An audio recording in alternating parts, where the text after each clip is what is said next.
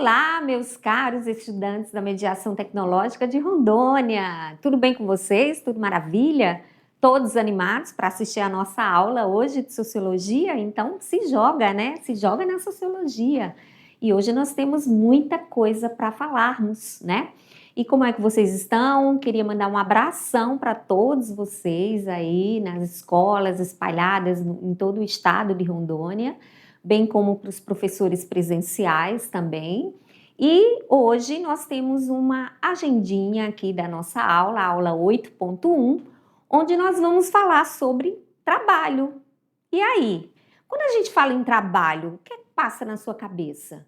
Você já em algum momento falou assim para os seus pais: ah, quando eu crescer eu quero ser isso, eu quero ser um agricultor, eu quero cuidar dos gados da fazenda que eu trabalho, que meus pais trabalham, ou da fazenda do meu pai, eu quero cuidar das plantas lá no sítio que meu pai tem, ou eu quero ser um médico, ou um engenheiro. Então, o trabalho, o assunto que nós vamos tratar hoje é muito importante, principalmente para a sociologia, né? Para explicarmos como se desenvolveu o trabalho ao longo do tempo, né? Ao longo das sociedades, né? E como houve essa necessidade, né? Principalmente como esse trabalho ao longo do tempo ele foi se aprimorando, né? Se aperfeiçoando. E talvez você tenha em algum momento dito: ah, não sei por que trabalhar é um castigo, né? Então, em algum momento da história, quando a gente faz um recorte histórico, né, a gente vê também o trabalho como labor, né, como algo que era castigo, né, e também em outros momentos o trabalho passa a ser valorizado. Então, como que se deu isso ao longo da história, né? E hoje, na nossa agenda, nós vamos trabalhar nós vamos fazer essa abordagem exatamente sobre o que é trabalho. Então, fica aí conosco e vem para cá para a nossa telinha, para a gente ver a agenda da nossa aula de hoje. Portanto, o trabalho na sociedade, olha só como que aconteceu, né, ao longo do tempo, a noção de trabalho, né? Então, é uma temática, vale salientar, muito ampla, né? E é um tema muito importante, principalmente porque é um tema recorrente no Enem. Então, quando eu digo trabalho é toda a ação humana, né? Então, pensando nisso, nós vamos falar sobre o trabalho e sociedade. Também nós vamos ver, né, a noção de trabalho, a abordagem de trabalho que os principais teóricos da sociologia, das ciências sociais fizeram, que é a visão de Emile Durkheim, como ele pensa e aborda a questão do trabalho nas sociedades.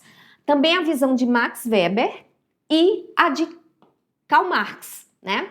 Então, esses três pensadores serão convidados para dialogar na nossa aula de hoje sobre a noção de trabalho. Também nós vamos ver o trabalho ao longo da história. Como que se desenvolveu o trabalho na Idade Média, né? Na Idade Antiga, aqui primeiro Idade Antiga, depois Idade Média, depois Idade Moderna e depois na Idade Contemporânea. E, por fim, nós vamos ver, né,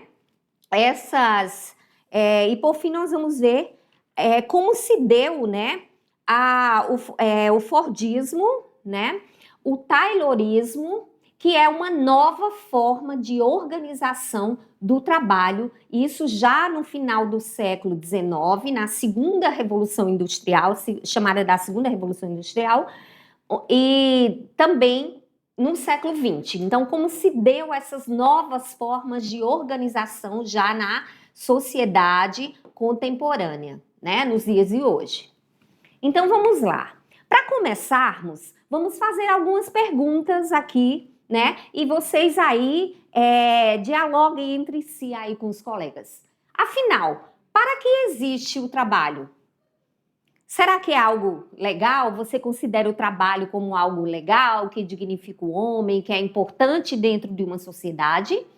Aí você talvez esteja perguntando: quem inventou o trabalho? Quem foi que inventou, né? E qual o significado, se seu significado, o significado de trabalho, será que ele é semelhante nas diferentes sociedades? Então, sempre O trabalho foi visto como algo que dignifica o homem, que valoriza, que traz crescimento ao homem em sociedade? Ou será que em algum momento o trabalho foi considerado um castigo, foi considerado algo, um labor, né? Algo que de fato seria obrigatório, eu tenho que trabalhar porque eu não tenho outro jeito, e se não for assim, o trabalho, quem foi que inventou isso, né? Então são perguntas que a gente faz, e talvez você em algum momento já tenha feito essas perguntas, né? Então a gente começa aqui com algumas imagens de trabalho, né? Aqui tem aqueles coletores urbanos de lixo, né? Então, aqui tem um trabalho artesanal, né? Feito por um artesão, talvez seja um vaso de cerâmica que ele esteja fazendo aí. Aí a gente já vem aqui para um trabalho mais informatizado, né? Usando o computador, o laptop, o notebook, né? Então, na pandemia se viu muito o uso do notebook, principalmente para os trabalhos remotos, né? Durante o período da pandemia, onde as pessoas não podiam ir ao trabalho presencial, então começaram ali uma grande proliferação dos trabalhos remotos, usando principalmente o notebook, laptop, enfim, né? Então, aqui está um trabalho numa indústria, né, automotiva. Também aqui tem um vendedor, né, de picolé ali na praia, né, também realizando um trabalho. E aqui tem um trabalho, essa imagem é do filme Tempos Modernos, de Charlie Chaplin. Aqui a gente vê uma esteira, que era muito comum, principalmente no início do século XX, durante o período da Segunda Revolução Industrial. Então aqui a gente tem inúmeras profissões, né? Aí, falando cada uma delas de um trabalho diferente dentro da sociedade. Pois bem, o trabalho, ele existe exatamente para satisfazer as necessidades humanas, desde as necessidades mais simples, como as se alimentar, a vestimenta, o abrigo, até as atividades mais complexas, como lazer, crença e fantasia, né? Na história das sociedades ocidentais, o trabalho ele sempre foi usado para classificar as pessoas, né? Então, quando eu digo que o trabalho classifica pessoas, porque eu digo o seguinte, fulano de tal é médico, então ele tem um status dentro da sociedade de médico. Fulano de tal, ele é um engenheiro, então ele tem um status dentro da sociedade, é uma profissão, digamos, bem vista dentro da sociedade. Agora, quando eu digo, fulano é um coletor de lixo, né? Então, geralmente, as pessoas classificam, né, dentro de uma sociedade, o trabalho ele é classificado de acordo com as pessoas ali envolvidas, né? Como se existisse trabalhos piores e trabalhos melhores, né? Então, a gente vai ver como isso se deu, né? Então, se verificarmos a origem latina da palavra trabalho, ele significa, né, que é tripalium, né? O tripalium é exatamente isso aqui, ó, que era um antigo instrumento, né? O tripalium é um antigo instrumento de tortura. Por isso que na Idade Antiga o trabalho era considerado como algo sofrido, como algo como um castigo que a pessoa recebia. Então, quem trabalhava era aqueles que cometiam algum crime ou que de repente não nasceram nobres, não nasceram de uma nobreza. Então, eles eram castigados e submetidos a um trabalho, né? Então, isso acabava que levava exatamente a essa visão do trabalho vinculado a uma tortura, a um castigo, tá? A um sofrimento, tá? Então, aqui, Confirma-se principalmente que naquele período, né, o trabalho ele significava algo negativo, né, atribuído principalmente às atividades laborais, tá? Então, para tanto, né, nós vamos fazer uma abordagem principalmente na sociologia clássica, trazendo os 3 clássicos que vocês já ouviram falar, inclusive no primeiro ano, né? Que nós já trouxemos, né, esses clássicos em muitos momentos de nossas aulas para dialogar conosco. E aqui comigo, vem cá comigo aqui, olha só. Quando a gente traz esses 3 clássicos para falarmos sobre a questão do trabalho nas sociedades, é muito importante a gente ter em mente que eles que é imprescindível a gente entender a visão de cada um deles, porque eles vão discordar um do outro, né? Eles têm pensamentos discordantes, né? E abordagens diferentes sobre a noção de trabalho. Então, vocês prestem bem atenção o que Durkheim falou sobre o trabalho e como ele abordou e pensou sobre o trabalho nas sociedades, como Karl Marx via também o trabalho numa sociedade capitalista, e a gente viu em muitos momentos no primeiro ano como Karl Marx ele é, de fato, um crítico, né?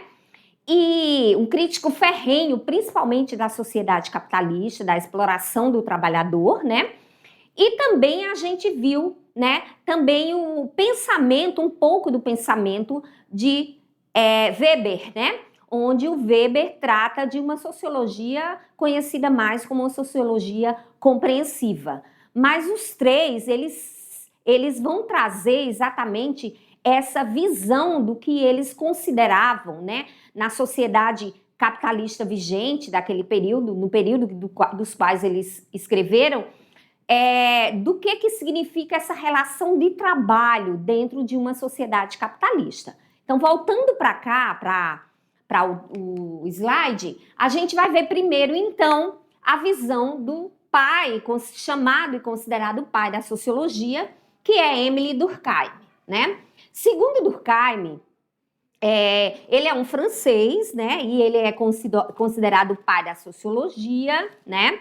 Então, Durkheim, ele parte do pressuposto que o trabalho é uma coesão social, tá? Então, ele trata trabalho como uma coesão, olha só, social, tá? Então, ele concentra sua atenção na divisão do trabalho, né? E na sua obra, intitulada Da Divisão do Trabalho Social, ele pensa o trabalho como uma dinâmica de uma sociedade organizada e vê a sociedade como um organismo vivo. E a gente estudou isso aqui, lá no primeiro ano, lembra? Ele via a sociedade como um organismo vivo, que todos os órgãos, eles se complementam uns aos outros, né? Eles dependem uns dos outros para que a sociedade funcione bem. Quanto mais, segundo Durkheim, desenvolvida for a divisão do trabalho dentro de uma sociedade, maior será a teia de relações de dependência entre os indivíduos. Então, quanto maior for a divisão social dentro dessa sociedade capitalista, maior será exatamente a dependência entre esses indivíduos. Quer um exemplo disso?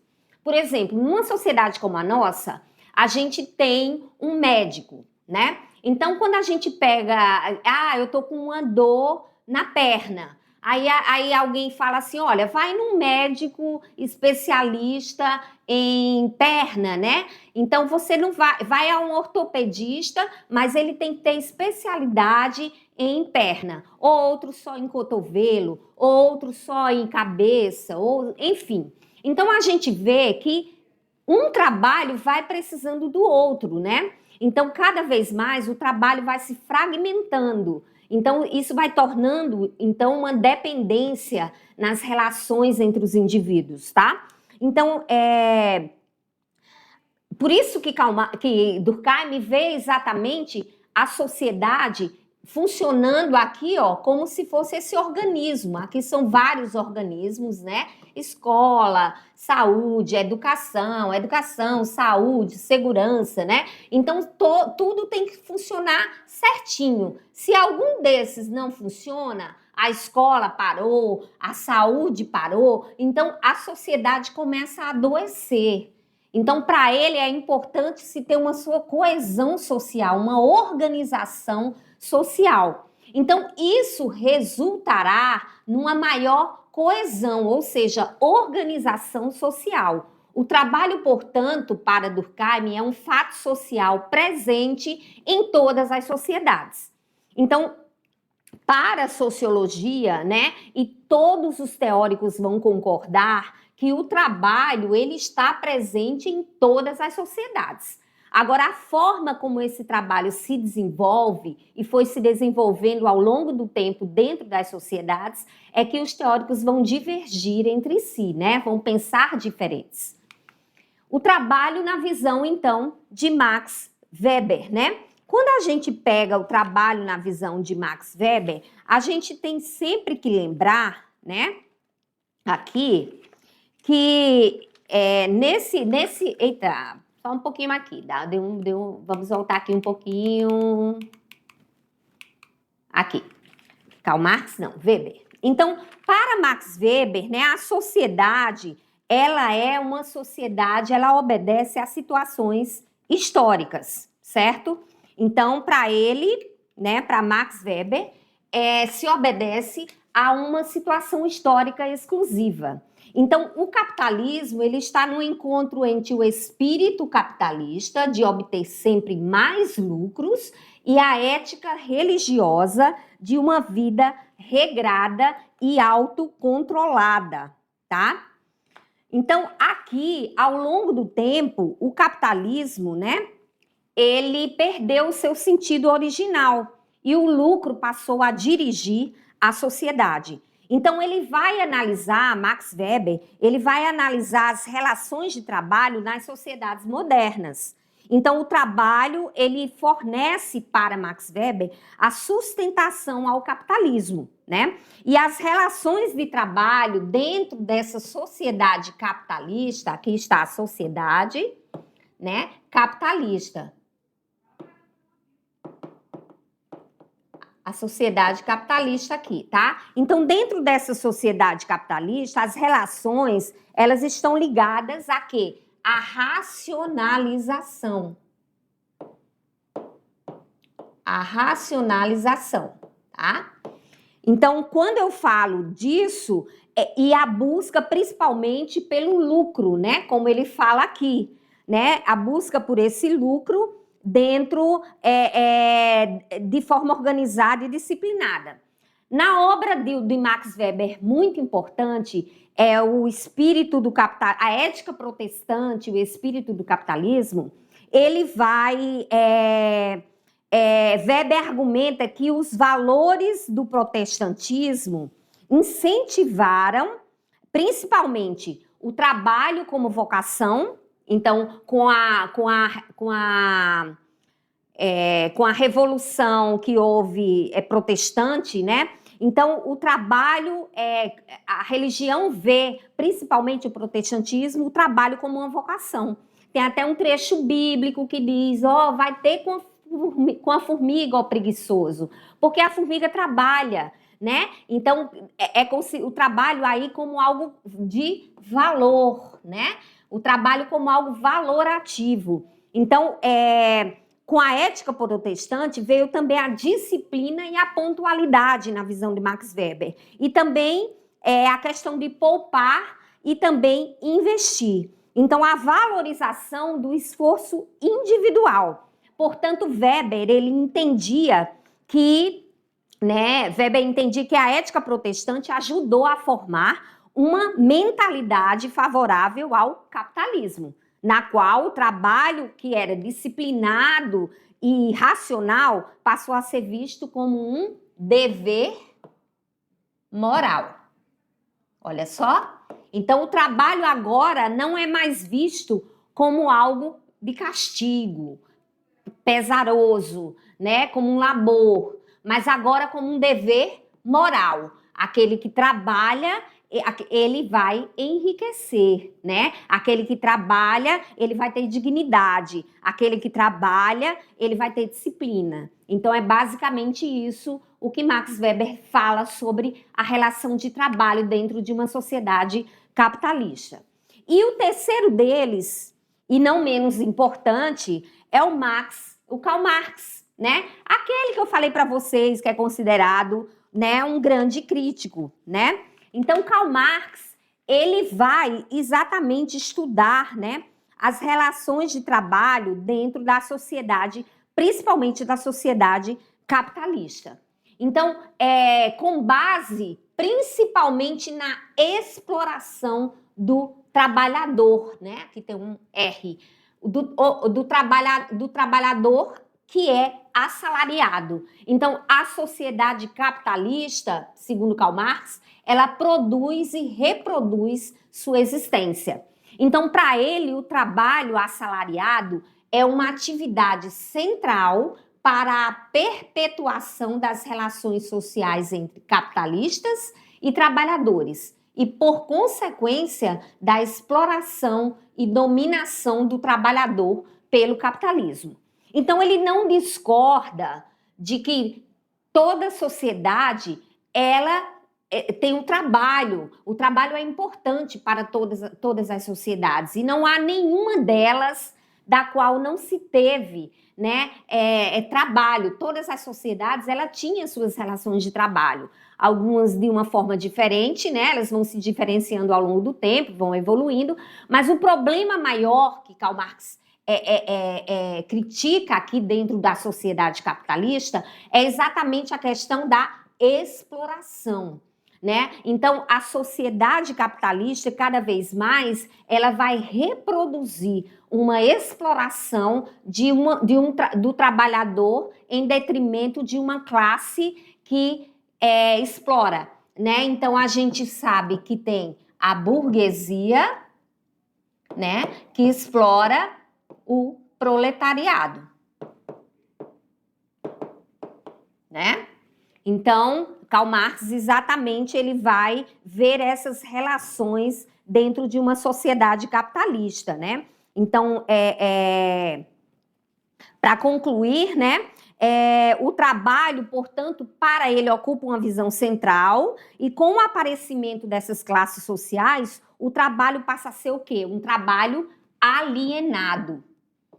Ou seja, o trabalhador trabalha tanto e é tanto explorado dentro de uma fábrica que ele não vê, basicamente, os seus dias passando, nem se vê dentro daquilo que ele produz. Então, ele vai se tornando alguém alienado, né? Então, com o aparecimento das classes sociais, esse trabalho passa a ser alienado e ele é a base de toda a exploração do capitalismo, né? Então, o trabalhador passa a ser visto como uma coisa e a mercadoria, ela vai ganhando vida própria, olha só. Então, é assim que gera uma sociedade chamada de sociedade de classes ou sociedade que explora, né? Portanto, né, a gente vai ver como se deu então. Então, a gente viu como cada um desses teóricos define, né, estudou, abordou ou pensou o trabalho. E agora a gente vai ver como o trabalho, fazer o recorte teórico, como ele aconteceu ao longo da história, né? Então, em breves palavras, porque vocês devem ver isso de uma forma mais minuciosa, principalmente em história, né? E vocês veem com mais ênfase, a gente vai dar algumas pinceladas sobre como esse trabalho ocorre ao longo do tempo, né? Então, na antiguidade, vamos pensar aqui como que era visto o trabalho, né? Então, a gente vai ver na antiguidade, na Idade Média, na Idade Moderna e na Idade Contemporânea, tá? Vamos passar aqui. Na Idade Média, o trabalho na antiguidade, então ele era considerado, né? O termo trabalho, ele surge de um termo chamado tripalium, que nós vimos, né? Que era um instrumento que era de tortura, que era de castigo. Portanto, na antiguidade, o trabalho, ele era visto como castigo. tá? Tem sempre que lembrar. Então, aqui, né, é labor, né? É o trabalho baseado no esforço físico. E quem, de fato, é que trabalhava nessa sociedade antiga, né? Durante o período da antiguidade. Portanto, o trabalhador na antiguidade, ele era visto como uma atividade, o trabalho era visto como uma atividade inferior e pesada, geralmente realizada por quem? Por escravos. Então, a gente vê aqui, ó, que na antiguidade o trabalho era braçal. Os escravos, quem realizava esse trabalho? Escravos, meeiros, artesãos e camponeses. E o trabalho era feito de forma manual e era basicamente para a produção de alimentos. Já isso era bem dividido, o trabalho braçal versus trabalho intelectual. Nessas sociedades antigas, o que se valorizava de fato era o trabalho intelectual. Quem era que fazia esse trabalho? Os senhores proprietários e governantes, né? Os donos de terra eram os considerados cidadãos, né? Então, aqueles homens considerados cidadãos, né? Os pensadores, né? Aqueles os filósofos, né? Então, eles realizavam todo esse trabalho intelectual. Então, o ócio criativo e o governo, né? Então, aqui na Idade Antiga, né? Cabia à elite, que era a nobreza, os cidadãos e os cidadãos livres, dedicavam-se somente à política, à guerra e à administração da cidade. Então, o trabalho era dividido em trabalho braçal, feito pelas classes, olhando, se fôssemos dizer de classes, diríamos que as classes baixas, e o trabalho feito pela elite intelectual, que era o trabalho, né, de pensar, né, de pensar a política, de pensar a cidade. Já na Idade Média, aqui, durante o período da Idade Média, a gente tem que entender que a terra era o principal meio de produção nessa sociedade, né? Então, ela prevalecia um sistema, principalmente de deveres do servo para com o seu senhor, né? E deste para com aquele também, né? Então, a economia dessa sociedade aqui, ó, da Idade Média, era baseada principalmente no feudalismo. Lembra quando vocês estudam história, né? Os senhores feudais, que eram os donos de terra, e os servos, que eram todo aquele restante que cuidava da terra, que trabalhava pesado, né? Então, os escravos, né? Então, e eles trabalhavam principalmente em troca de proteção e do direito também de cultivar a terra. O trabalhador, então, aqui na Idade Média, o trabalho era considerado um dever ligado à religião e à sobrevivência. Porque aqui a gente lembra, né, o grande poder da igreja, do clero. Então, o trabalho aqui na Idade Média era dividido em trabalho também braçal e intelectual. Quem fazia o trabalho braçal? Escravos, meeiros, artesãos e camponeses, os servos, né? E o trabalho era manual para a produção de alimentos também. E também era dividido o trabalho intelectual, que eram os senhores de terra, os proprietários, a nobreza e, ó, o clero, a igreja, né? Também o ócio criativo e o governo, né? Então, o trabalho era considerado um dever ligado principalmente à religião, aqui, ó, o clero, e à sobrevivência. Já na Idade Moderna, né, com o crescimento do comércio e das cidades, surgiu aí uma nova classe, a classe dos burgos, né?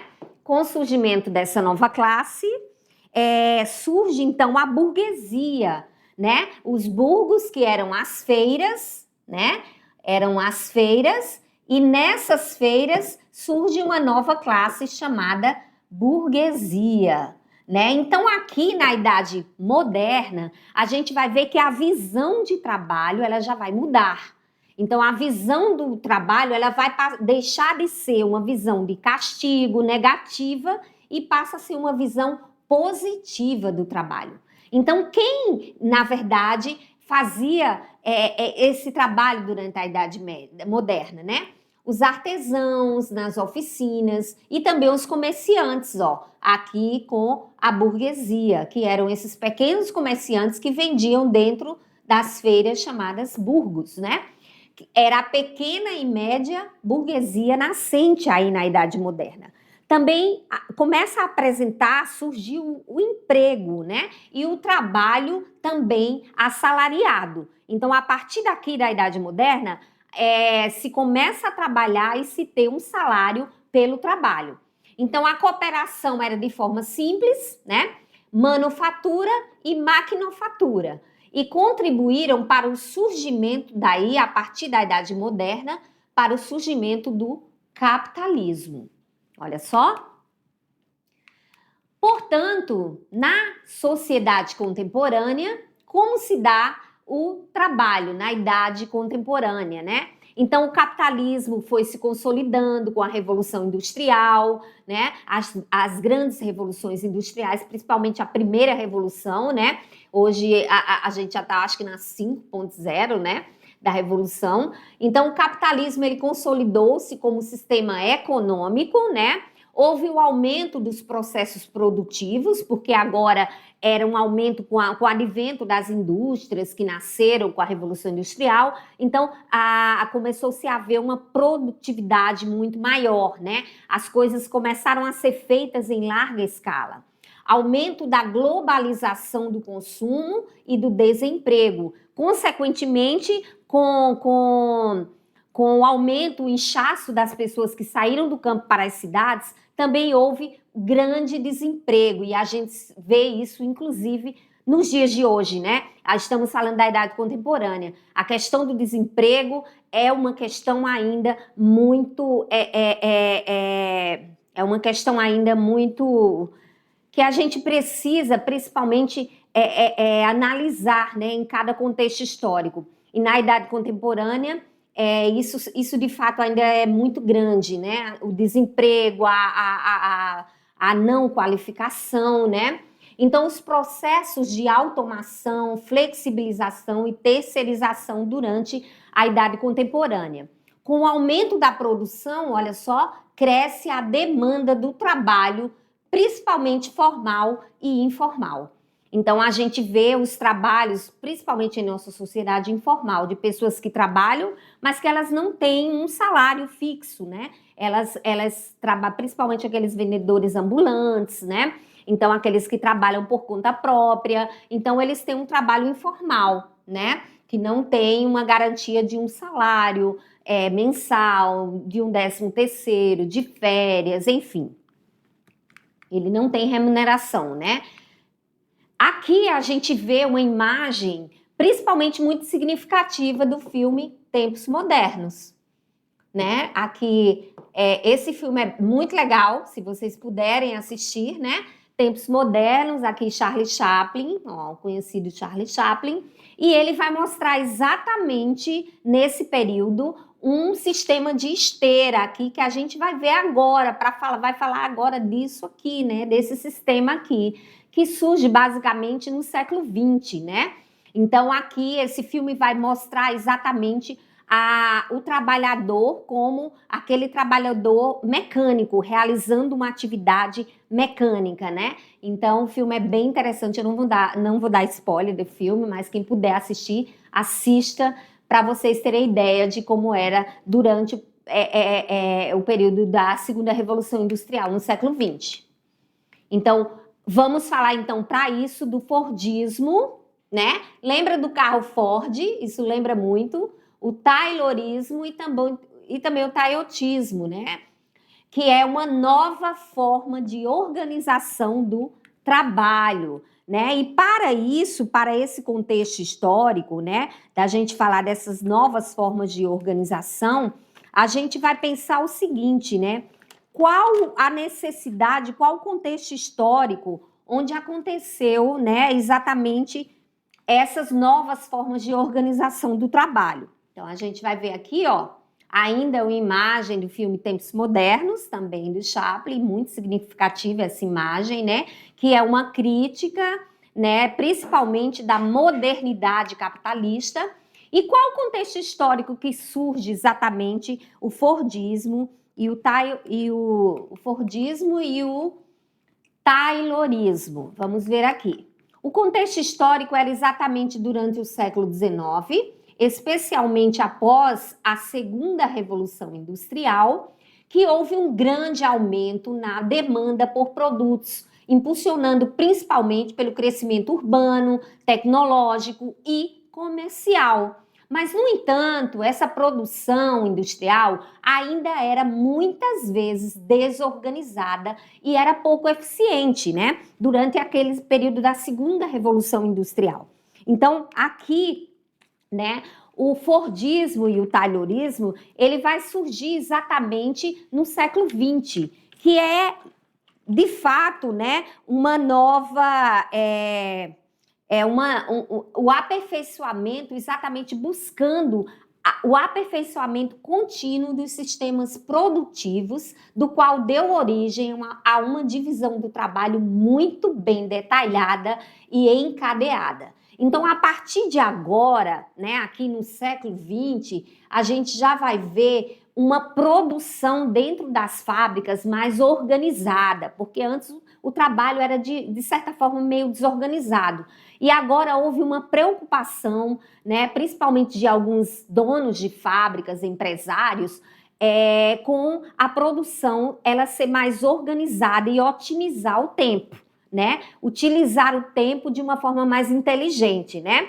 Então, tem uma frase alemã que diz: tempo é dinheiro, né? Então, eles começaram a pensar de que essa produção ela precisaria ser mais organizada. Então, essa nova forma de organização, ela tornou-se conhecida como Fordismo, que lembra muito, né, o carro Ford, né, Fordismo, que era um empresário, de fato, né, ele era um empresário e ele se preocupou em exatamente trazer para a sua fábrica um sistema de produção mais organizado. Então, isso faz uma referência exatamente a Henry Ford durante o século XX, né? Então, o Fordismo, ele cresce, o crescimento dele, principalmente, foi um crescimento de uma produção industrial nos Estados Unidos, né? A característica era uma linha de montagem baseada numa série de padronização, né? Então, as mudanças introduzidas por Ford, olha só, por Henry Ford, por esse empresário, dentro da sua fábrica, visava principalmente a produção em série de um produto, né? Que era esse carro aqui, ó, no modelo T, o Ford modelo T, para o consumo em massa. Ele deveria ser preto, né? Porque preto era uma cor mais barata, né? Então, ele iniciava-se assim o que veio a se chamar a era do consumismo, a produção e consumo em larga escala. Esse processo, ele disseminou-se e atingiu quase todos os setores produtivos das sociedades industriais. Então, as coisas começaram a ser padronizadas. Olha só, um monte de coisa aqui, ó, tudo um padrão, ó, tudo igualzinho, né? Produzido em larga escala. A gente lembra também daqueles hambúrgueres lá, daquela lanchonete, né? Tudo padronizado, né? Então, aqui, ó, os pacotes de biscoitos, de batatas, né? Então, as coisas passaram a ter, nesse período, um padrão, né? E passaram a ser produzidas em larga escala, né? E aqui, ó, o Fordismo e Taylorismo, então, ele já no final do século XIX, Taylor, né, antes do Fordismo, a gente trouxe o Fordismo primeiro, mas Taylor, em seu livro Princípios de Administração Científica, ele propunha exatamente a aplicação de princípios científicos na organização do trabalho. E Ford, Henry Ford, pegou muito isso de Taylor, né, para aperfeiçoar dentro da sua fábrica, buscando maior racionalização do processo produtivo. Então, o trabalhador agora passou a produzir em larga escala, né? Então, as expressões Fordismo e Taylorismo, eles passaram a ser usadas para identificar um mesmo processo. Aumento da produtividade, controle severo, inclusive de relógio, divisão e parcelamento das atividades, a mecanização de parte das atividades com a linha de montagem. Então, a gente vê aquela esteira lá, o trabalhador apertando parafuso o dia inteiro, né? O dia inteiro ele era mecanizado e realizava uma tarefa só. e recebia recompensas ou punições caso não terminasse no tempo hábil. O Fordismo, então, era a principal característica, né, que foi a introdução das linhas de montagem. O automóvel, que era o produto fabricado, se descolava pelo interior da fábrica em uma espécie de esteira. Com isso, as máquinas ditavam o ritmo do trabalho. O Taylorismo, então, o funcionário deveria apenas exercer sua função-tarefa em um menor tempo. Por isso que o relógio aqui. Quanto menor o tempo, o processo produtivo deveria ser feito, não havendo necessidade de conhecimento da forma como se chegava ao resultado final. Então, ele só teria que realizar a sua tarefa. Se era apertar o parafuso do carro, ele não sabia nem como era que queria se dar a montagem desse carro. Mas ele estava ali o dia inteiro apertando parafusos e quanto mais apertasse, melhor. O toyotismo também ficou conhecido como just in time, que agia de forma tempo justo, que havia de forma que fosse produzido apenas o necessário, né? Então, o toyotismo, que lembra do carro Toyota, ele surge como resposta às limitações do Fordismo, né? Então, o toyotismo se aperfeiçoou ainda muito mais, pegando muita coisa do Fordismo, mas se aperfeiçoando ainda mais, e a gente vê até os dias de hoje com mais foco em flexibilidade, quantidade e redução de desperdícios. Então, o importante era reduzir o desperdício, né? E trabalhar exatamente dentro da fábrica com aquilo que fosse da demanda e procura. Então, ele é a base da produção moderna em muitas empresas hoje. Então, aqui está a diferença dos três que nós apresentamos aqui, né? Um quadro bem simples para vocês saberem exatamente o que significa cada um desses, né? E o Taylorismo e o Fordismo, eles surgiram como respostas às necessidades de eficiência para padronização e aumento da produção em um mundo industrial que havia muitas transformações. Aqui estão nossas referências e essa foi exatamente a nossa aulinha de hoje, né? Sobre trabalho. Muita coisa, muita informação a gente viu hoje, né? Mas a gente aguarda vocês daqui a pouquinho para aquela revisão básica dos principais pontos que nós tocamos nessa aula e depois vocês terão uma atividade para fazer. Aguardo vocês, não sai daí não!